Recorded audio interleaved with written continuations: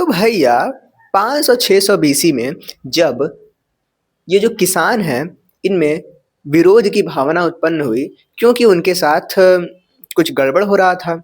वो गड़बड़ ये था कि पशु बलि हो रही थी, उसके कारण पशुओं की संख्या जो है वो कम हो गई थी।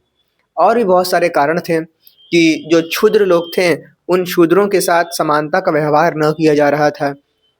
ये कहकर कि तुम धर्म में तुम लोग को पीछे कहा गया है। तो बहुत सारी चीज़ें थी। खैर, ये सब चीज़ें जो हैं, इन कुरीतियों के कारण जो समाज है उसमें विरोध पैदा होता है। ये विरोध चल ही रहा होता है कि तभी उनके सामने एक दर्शन आके खड़ा हो जाता है और वो दर्शन कहता है कि हमारे धर्म को अगर इस राह पर अगर तुम चलोगे, है ना? इस राह पर अगर तुम चलोगे तो ये जो असमानताएँ हैं, ये जो कुरीतियाँ फैली हुई हैं, इन सब से छुटकारा मिल जाएगा। लोग क्या करते हैं, उधर ही लग जाते हैं।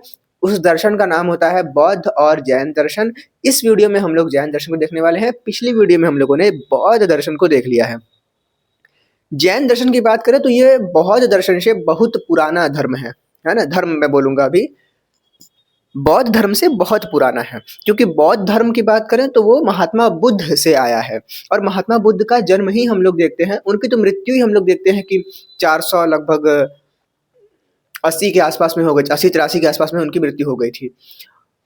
हम लोग देखेंगे कि 483 में महात्मा बुद्ध की जो मृत्यु है वो हुई थी और लगभग 80 साल जिए थे, तो उस हिसाब से लगभग 403 के आसपास में उनका जन्म हम कह सकते हैं, 403 ईसा पूर्व। तो महावीर स्वामी के जन्म की बात करें, जो कि 24वें तीर्थंकर थे। अभी तीर्थंकर भी बताया जाएगा कि क्या है। इनका जन्म हम लोग देखते हैं कि मतभेद में भी देखा जाए तो लगभग 540 ईसा पूर्व में हम लोग देखते हैं। ये 24वें थे, यानी कि इनके पहले 23 और निकल चुके थे, यानी कि बहुत पुराना ग्रंथ है। चलो शुरू करते हैं आज के इस वीडियो को, जिसका नाम है जैन धर्म क्या है। जैन शब्द जो है वो ऐसा नहीं कि जो पहले तीर्थंकर आए या फिर पहला जो विचार निकल कर आया उस विचार को ही हमने जैन कह दिया। उस समय उसको जिन या फिर किसी और शब्द से कहते होंगे। अभी हम लोग देखने वाले हैं जो जैन शब्द है उसको। बाद में इस जो जैन है इसको जैन शब्द मिला, परंतु शुरुआत में हम इसको जिन कहते थे। तो जिन का अर्थ होता है विजेता, इसलिए हम लोग जैन शब्द का अर्थ भी क्या कहते हैं, विजेता कहते हैं। जैन का अर्थ विजेता नहीं है। जैन किससे आया है, जिन से आया है। इसलिए क्योंकि जिनका मतलब विजेता है, इसलिए हम लोग जैन का मतलब विजेता कहते थे। अगर हम लोग बात करें कि इसमें सबसे पहला नाम क्या दिखता है, सबसे पहला नाम हम लोग को दिखता है, मैं इन दोनों को ही ले लेता हूँ। चलो भाई, तो हम लोग को पहला नाम जो है वो दिखता है ऋषभ देव का, संस्थापक के तौर पर ऋषभ देव। और इस वीडियो में हम लोग कंप्लीट जो जैन दर्शन में इंपॉर्टेंट चीजें हैं वो सब कुछ पढ़ने वाले हैं। ऋषभ देव प्रथम तीर्थंकर होते हैं और तीर्थंकर का अगर शब्द का मतलब जानना हो तो तीर्थंकर वो है जो अपने जीवन से मुक्त हो चुका है, जिसको कैवल्य की प्राप्ति हो गई है, ऐसे हम कह सकते हैं। तीर्थंकर वो है जो कि दुखों से मुक्त है, जैसा कि हमने बौद्ध में देखा था कि जीवन में दुख है। परंतु यहाँ पर बौद्ध से थोड़ा सा अलग चीजें हैं। यहाँ पर अनेकांतवाद को हम लोग देखेंगे, बहुत सारी चीजों को देखेंगे और चीजें हैं, आगे चलेंगे हम देखेंगे। तो संस्थापक के तौर में प्रथम जो है वो ऋषभ देव है। ये प्रथम तीर्थंकर के रूप में हम लोग उनको देखते हैं। तीर्थंकर का रूप हम लोगों ने देख रहा है कि क्या, दुख मार्ग का दुख मार्ग कह रहा हूँ, मोक्ष मार्ग का संस्थापक या फिर कैवल्य मार्ग का हम लोग क्या कहेंगे, हम लोग मोक्ष कहेंगे या मुक्ति कहो या कैवल्य कहो। इन सब में जैन में हम लोग कहते हैं कि कैवल्य। खैर, यहाँ पर मैंने मोक्ष लिखा है। कुल तीर्थंकर की संख्या 24 है। 24 तीर्थंकरों की जो जीवनी है वो हम लोगों को एक कल्पसूत्र नाम की पुस्तक है वहां पर देखने को मिलती है। इस कल्पसूत्र को लिखा था भद्रबाहु ने। हम लोग को याद होगा, हमने चंद्रगुप्त मौर्य जब पढ़ रहे थे तब भी हम लोगों ने भद्रबाहु का नाम सुना था। तो भैया जीवनी जो है वो हम लोग देखते हैं कि भद्रबाहु नाम के एक रहते हैं मुनि, उनके द्वारा रचित कल्पसूत्र में देखने को मिलती है, कल्पसूत्र पुस्तक में देखने को मिलती है। चलो भैया थोड़ा सा और आगे बढ़ते हैं। थोड़ा सा और आगे बढ़ेंगे तो हम लोग देखेंगे ऋषभ देव को ज्ञान प्राप्ति वट वृक्ष के नीचे हुई। अब ऋषभ देव को ज्ञान की प्राप्ति हो गई, संस्थापक हो गए एक नए विचारधारा के, जिसको हम लोगों ने बाद में जैन धर्म कहा। उस समय जैन धर्म नहीं कहते थे, इतना हमको पता है। उस समय जिन कहो या फिर कुछ और मार्ग कह सकते हो। खैर इतना डीप नहीं जाते हैं इतना डीप पूछेगा भी नहीं कहीं। खैर ज्ञान की प्राप्ति हुई, और ज्ञान की प्राप्ति के अंतर्गत इन्होंने जो सिद्धांत दिए, इन्होंने सिद्धांत के अंतर्गत दो चीजें बताई। एक तो थी अहिंसा और एक तो थी अपरिग्रह का ज्ञान। अहिंसा और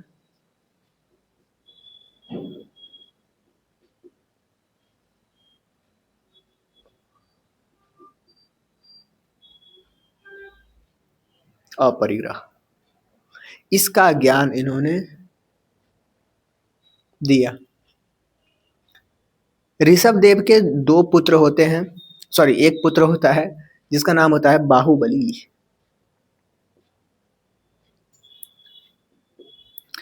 इसको महाबली भी कहते हैं। इसकी मूर्ति जो है वो श्रवण बेल गोला में बनवाई जाती है, जो कि उस समय के जो समय रहता है उसमें सबसे बड़ी मूर्ति कही जाती थी। श्रवण बेल गोला में थी। ऋषभ देव के प्रतीक की बात करें तो इनका प्रतीक, अच्छा इतना समझ में आ गया कि ऋषभ देव का पुत्र था, बाहुबली नाम था। बाहुबली का जो मूर्ति है वो श्रवण बेल गोला में देखने को मिलता है, और ये उस समय का हाईएस्ट था। उस समय का हाईएस्ट था। अभी के हाईएस्ट की बात करें तो सरदार वल्लभ भाई पटेल जी का है। उस समय का हाईएस्ट ये था। ऋषभ देव के प्रतीक की बात करें तो सांड इनका प्रतीक था। इसको वृषभ भी कहते हैं, है ना। कहीं कहीं पर बैल भी लिख के आता है, तो बैल भी लिख के आता है तो वही कहेंगे। तो ये तो मेन है, ये अगर आ गया तो लिख देना इसी को, क्योंकि ये दोनों नहीं रहेंगे तो फिर वही रहेगा। दूसरे तीन थक्कर की बात करें तो पहले तीर्थंकर को हमने देख लिया है, ऋषभ देव। अब हम लोग आने वाले हैं दूसरे, तीसरे सारे नहीं देखेंगे, केवल हम लोग शुरुआत के दो चार ठो देख लेंगे। फिर चौथे के बाद सीधे 20वें नंबर, 21, 22, 23 और फिर 24वें से मेन कहानी जो शुरू होती है वो होती है। और 24वें जो हमारे हैं उन्हीं से हम लोग कहते हैं कि जो जैन दर्शन है वो उसके वास्तविक संस्थापक हमारे कह सकते हैं महावीर स्वामी, हम लोग यहाँ पर पढ़ेंगे। तो चलो देखते हैं दूसरे तीर्थंकर, जिनका नाम था अजीत नाथ। अब इनका प्रतीक कभी कोई पूछ देता है, तो प्रतीक की अगर बात करें तो अजीत, जीतने के लिए क्या करना पड़ेगा, हाथी ले जाना पड़ेगा, तो इनका होता है हाथी। हम लोग पहले क्या कहते थे, हम लोग जब एंशिएंट हिस्ट्री पढ़ रहे थे तो हमने देखा था कि जीतने के लिए आपकी जीत का जो संभावना है वो इस बात पर भी डिपेंड करती है कि आपके पास हाथियों की संख्या कितनी है। अगर आपके पास ज्यादा हाथी है तो आपकी संभावना बढ़ जाती है जीतने की। तो इनका हो गया हाथी। दूसरे हो गए अजीतनाथ जिनका है हाथी। तीसरे हैं संभवनाथ।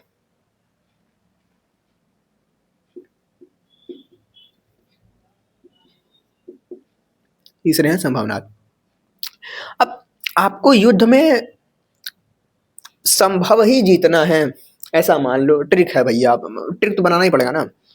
संभव ही जीतना है तो हाथी तो जरूरत पड़ेगा ही, जीतना है तो जीतना है तो असंभवनाथ मतलब संभव है, संभावना है कि जीत जाए, ऐसा कुछ मान लो। तो संभावना है कि जीत जाए, तो संभावना पूरी घोड़े पर ही होती है। अगर आपके पास हाथी नहीं है तो घोड़ा लिख लो यहाँ पे, और क्या। चलो भाई, उसके बाद चौथे के रूप में हम लोग देखते हैं अभिनंदन नाथ को, जिनका होता है बन्नर प्रतीक। ये जो प्रतीक हैं वो इनके लाइफ से रिलेटेड हैं। इनके लाइफ में इस घोड़े हाथी का बहुत बड़ा महत्व था। इसी हाथी के द्वारा इन्होंने हो सकता है किसी बात को समझाया हो, तो इन्होंने प्रतीक बना दिया कि ये हाथी देखो, इस हाथी से हम ये सीख सकते हैं। ठीक है भाई। अभिनंदन नाथ बंदर। 20वें के रूप में हम लोग देखते हैं मनु सुव्रत को, इनका कछुआ है। और फिर 21वें में आते हैं नेमिनाथ नीलकमल। इतना तो कौन ही याद करेगा, इतना याद रखो। फिर लास्ट का दो ठो याद रखते हैं हम लोग, 22वां, 23वां, 24वां। 22वें तीर्थंकर की बात करें तो 22वें तीर्थंकर हमारे हैं अरिष्टिनेमी। अरिष्टिनेमी, और इनका जो प्रतीक है वो है शंख। अरिष्टिनेमी।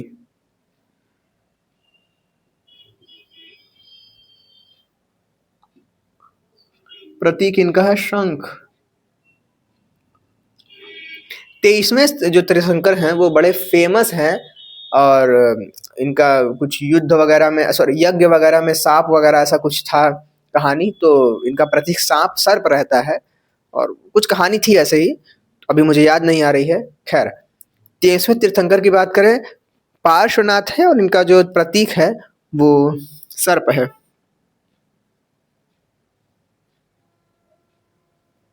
सर्प। अब 24वें जो है, अच्छा, 23वें तीर्थंकर जो है वो चतुर्याम नियम देते हैं, तो ये भी हम लोग को याद रखना है। चतुर्याम नियम देते हैं, तो चतुर्याम नियम क्या क्या देते हैं? चतुर्याम नियम इनका होता है कि अहिंसा करो, अहिंसा के मार्ग, हिंसा मत करो किसी जीव को, जैसे अभी जो लोग काट देते हैं मुर्गा उर्गा, ये सबको विरोध किया जाता है।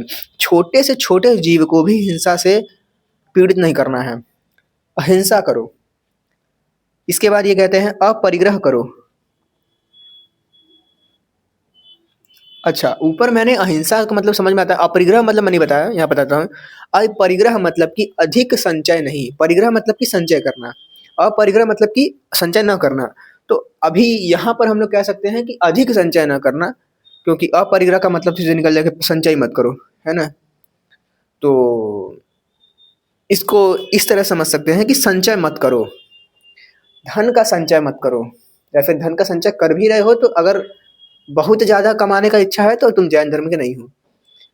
हालांकि अभी जितने अमीर हैं सब जैन ही हैं, ये सब अलग बात है। वैसे इनका सिद्धांत है ये। तो अपरिग्रह यानी कि अधिक इकट्ठा न करना, अपरिग्रह, अहिंसा और सत्य, और अस्तेय मतलब चोरी मत करो, अस्तेय। अब आती है हमारे कहानी में एंट्री सलमान भाई की, मतलब कि हमारे 24वें तीर्थंकर, जिनका नाम होता है महावीर स्वामी।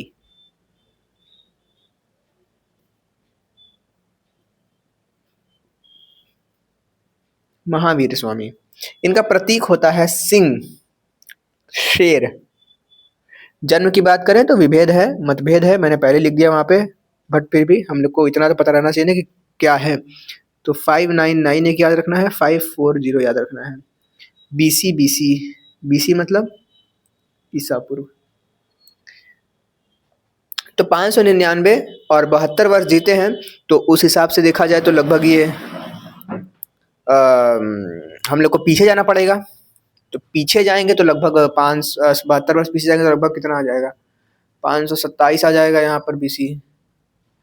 और 540 में से 72 हम लोग पीछे जाएंगे तो लगभग 468 आ जाएगा, है ना, 468 आ जाएगा। तो इस हिसाब से हम लोग कह सकते हैं कि हमारा जन्म और मृत्यु अगर एग्जाम में पूछ दे तो लिख के आ सकते हैं,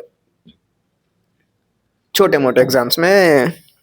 खैर, अब आगे बढ़ते हैं। जन्म हो गया, मृत्यु हो गई। महावीर का जन्म किस स्थान पर हुआ था, कोई ये पूछ दे तो क्या करोगे? महावीर का जन्म किस स्थान पर हुआ था? तो कुंडग्राम, वैशाली, बिहार में ही जन्म लिए, बिहार में ही मरे हैं ये, और पावापुरी में मर गए। ठीक है। निर्वाण प्राप्ति या फिर मोक्ष प्राप्ति भी यहाँ पर कहा जाता है मृत्यु को, मृत्यु को मोक्ष भी कहा जाता है। इनके पिता जो है उनका नाम सिद्धार्थ था, और सिद्धार्थ किसका नाम था? सिद्धार्थ हमारे गौतम बुद्ध का भी नाम था, परंतु ऐसा कुछ है नहीं कि पापा थे उनके, बट इनके पिताजी का नाम सिद्धार्थ था, और ये जात्रिक कुल के थे और इक्ष्वाकु वंश के थे। इक्ष्वाकु वन यानी कि जय श्री राम, जय श्री राम मतलब कि राम जी भी इक्ष्वाकु वंश से ही थे। आगे बढ़े तो इनके बचपन का नाम वर्धमान था। वर्धमान, क्या नाम था भाई? वर्धमान नाम था, वर्धमान नाम था। चलो आगे बढ़ते हैं। 30 वर्ष की आयु में इन्होंने गृह त्याग दिया। हम देखते हैं कि 30 साल की आयु में इन्होंने गृह त्याग दिया। कहानी कुछ ऐसी भी थी कि महावीर जो है वो घर त्यागना चाहते थे, वो निर्वाण प्राप्त करना चाहते थे, वो बाहर निकल के देखना चाहते थे, परंतु उनके घर वाले जाने नहीं देते थे, उनके घर वाले जाने नहीं देते थे। फिर हुआ क्या, उन्होंने घर वालों से इस प्रकार की दूरी बना ली कि घर में रहकर ही वो घर के न रहें। तो उन्होंने कहा कि तुम्हारा घर में रहना और न रहना तो एक ही बराबर है, बेहतर रहेगा कि तुम घर छोड़ के चले ही जाओ। तो फिर वो आज्ञा-वाज्ञा लेके अपना निकल जाते हैं और फिर हम लोग देखते हैं कि अ, 30 वर्ष की आयु में गृहत्याग करते हैं, 12 वर्ष तपस्या करते हैं, ज्ञान प्राप्त होता है इनको शाल वृक्ष के नीचे। बैठ गए और ध्यान कर रहे हैं, क्या प्रकृति है, प्रकृति को महसूस कर रहे हैं, विचार चल रहे हैं और अंततः हम लोग देखते हैं कि शाल वृक्ष के नीचे इनको ज्ञान की प्राप्ति होती है। ज्ञान प्राप्ति के बाद इनके जो नाम हैं वो हम लोग को इम्पोर्टेंट हैं। जिन हम लोग को बहुत इम्पोर्टेंट याद रखना है। निर्ग्रंथ है तो ठीक है, जिन का मतलब मुक्त आदमी, दुख से मुक्त या फिर विजेता। किसका विजेता? मन का विजेता, जिसने मन पर विजय प्राप्त कर ली हो। चलो भाई आगे बढ़े। तो ये मैंने इतना जगह खाली क्यों छोड़ दिया हुआ यार? इतना जगह मैंने खाली कहाँ को छोड़ा है? अच्छा, समझा समझा समझा। चलो भैया, तो केवलिन का मतलब मैं यहाँ पर लिखने के लिए खाली छोड़ा था जगह। चलो भाई, महावीर तो फेमस नाम है, यति भी नाम है और केवलिन भी नाम है। केवलिन का अर्थ कैवल्य से है और कैवल्य का अर्थ भी मोक्ष से है और मोक्ष का अर्थ दुख समाप्त। दुख समाप्त क्या हमेशा हंसते रहेंगे? नहीं, दुख समाप्त जो हुआ वही है मोक्ष। इन्होंने अपनी जो पहली भाषा है, पहली जो उपदेश है, वो इन्होंने अर्धमागधी भाषा में दिया था पहला उपदेश और धीरे-धीरे करके इन्होंने प्राकृत में अपना भाषा देना शुरू किया। शुरुआत में देखें तो इनका जो पहला उपदेश है वो राजगृह में था। हमने राजगृह को देखा था मगध की राजधानी के रूप में। और फिर पावापुरी। हम लोग को ये भी देखने को मिलता है कि जो बुद्ध और महावीर हैं वो एक स्थान पर मिलते भी हैं, कल्पसूत्र में ऐसा लिखा हुआ है। और मिलने के बाद वो शायद ना बातचीत ना कुछ होता है, वो बस उनको देख के निकल जाते हैं। बस ऐसा ही होता है। मतलब वैसा है, मतलब कहानी है, मैं क्या बताऊँ? क्योंकि 2 विद्वान मिले तो ना तुम्हें मुझसे कुछ लेना है, ना तुम्हें मुझसे कुछ देना है, तो फिर काहे को बात होगा? निकल जाओ। 2 ज्ञानी मिले और निकल गए। इन्होंने अनेकांतवाद का सिद्धांत दिया। मान लो ये कोई चीज़ x है, इस x का कोई गुण है। मान लो ये कोई यूपीएससी टॉपर है। यूपीएससी टॉपर है तो इसका एक गुण होगा कि ये पढ़ाई में बहुत अच्छा होगा, एक गुण होगा कि ये स्पोर्ट्स में अच्छा होगा, एक गुण होगा कि ये इसमें अच्छा होगा। करते करते करते करते करते करते करते करते करते करते इसके अनंत गुण हैं। एक गुण इसका ये भी है कि ऑक्सीजन निकालता है, O2 का निष्कासन करता है। इसका एक गुण ये भी है कि इसके विचारों में इस प्रकार की जो चीज़ें हैं वो हैं। तो इसके अनंत गुण हैं। अनेकांतवाद का सिद्धांत भी है। इसको स्याद यानी कि शायद का भी सिद्धांत कहते हैं कि शायद है भी और शायद नहीं भी, ये भी कहा गया है ना? एक वस्तु के अनंत गुण होते हैं, ये इसमें बताया गया है। स्यादवाद का सिद्धांत भी इसको हम लोग कहते हैं। स्यादवाद का सिद्धांत के अंतर्गत हम ये कहते हैं कि अनंत गुण तो हैं। अगर हम किसी एक वस्तु के गुण को जान लें, सभी गुणों को जान लें, तो हम प्रकृति में बसते सभी चीज़ों के गुणों को जान लेंगे। अब दर्शन की बातें हैं, बस ऊपर-ऊपर तक रहें तो बेहतर है। ज़्यादा अंदर जाने का मतलब कि पूरी किताबें पढ़ना पड़ेगा और हम लोग को तो एग्ज़ाम निकालना है जनाब, तो क्या दिक्कत है? चलो, इतना पढ़ने के बाद हम लोग देखने वाले हैं प्रमुख सिद्धांतों के बारे में। इन्होंने 5 सिद्धांत दिए हैं। हमारे जो पार्श्वनाथ थे, इन्होंने जो 4 दिए थे, जिसको हम लोगों ने चतुर्याम नियम कहा था, जिसमें अहिंसा, अपरिग्रह, सत्य और अस्तेय आता है। इसमें इन्होंने एक और ऐड कर दिया, जो कि है ब्रह्मचर्य। ब्रह्मचर्य मतलब कि ब्रह्म को शरण में जाने वाला, सत्य के शरण में जाने वाला, सत्य के शरण में जाने वाला, है ना? सत्य के शरण में जाने वाला ब्रह्मचारी। तो इनके जो 5 सिद्धांत हम लोग देख सकते हैं, 5 हो गए हैं। तो इस 5 सिद्धांत को हम लोग कहते हैं पंच महाव्रत। पंच महाव्रत कहते हैं।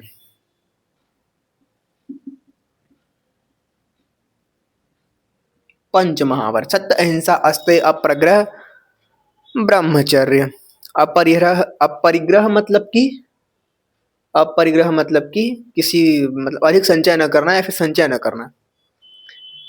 इसके बाद हम लोग त्रिरत्न सिद्धांत को भी देख लेते हैं। त्रिरत्न सिद्धांत क्या है? सम्यक ज्ञान, सम्यक दर्शन, सम्यक चरित्र। सम्यक ज्ञान, दर्शन, चरित्र सब सम्यक हो तो हमारा जैन दर्शन कहलाता है। इसमें हम लोग देखते हैं कि दो प्रकार से बढ़ते भी हैं कि कुछ लोग निर्वस्त्र घूमते हैं, फिर कुछ लोग सफेद कपड़े पहन के घूमते हैं। तो ये सब काफी चीजें होती हैं।